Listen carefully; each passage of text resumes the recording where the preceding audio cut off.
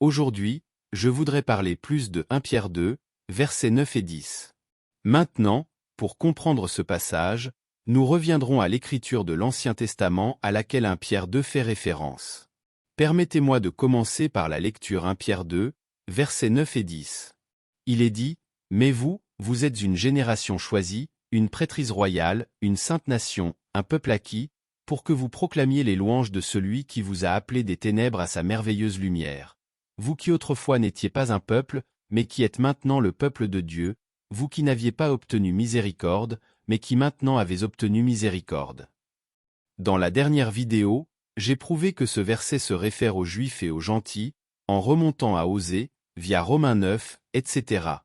Mais il est aussi clairement dit dans ce passage que ceux auxquels il s'adresse n'étaient pas un peuple dans le temps passé.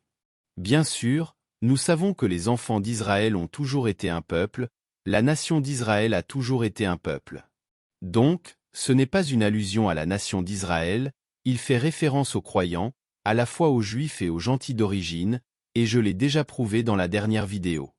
Mais revenons à la source de cette citation dans Exode, chapitre 19, au versets 5 et 6, la Bible dit « Maintenant donc, si vous obéissez à bon escient à ma voix et si vous gardez mon alliance, alors vous me serez un trésor à part, au-dessus de tous les peuples, car toute la terre est à moi.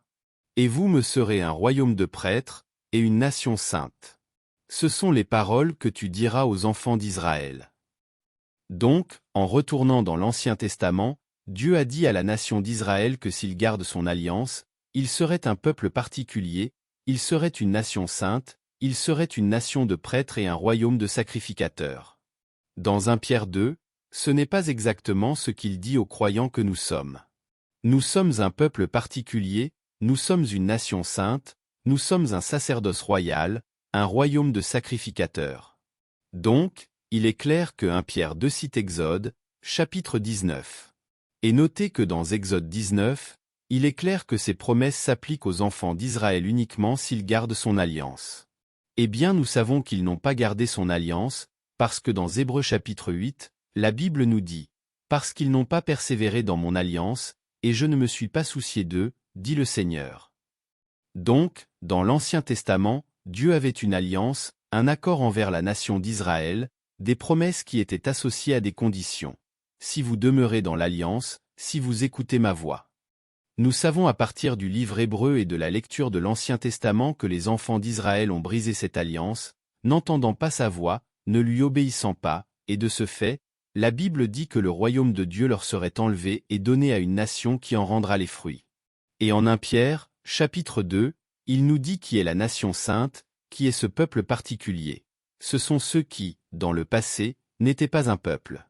C'est une nation composée de tous les croyants qui constituent aujourd'hui le peuple de Dieu dans le Nouveau Testament. La nation d'Israël n'est plus considérée comme le peuple élu de Dieu. Ils ne sont plus la nation sainte.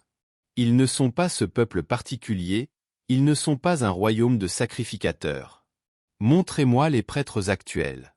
Ils n'ont pas de prêtres qui offrent des sacrifices aujourd'hui. Ils sont une synagogue de Satan qui est gérée par des rabbins et ainsi de suite.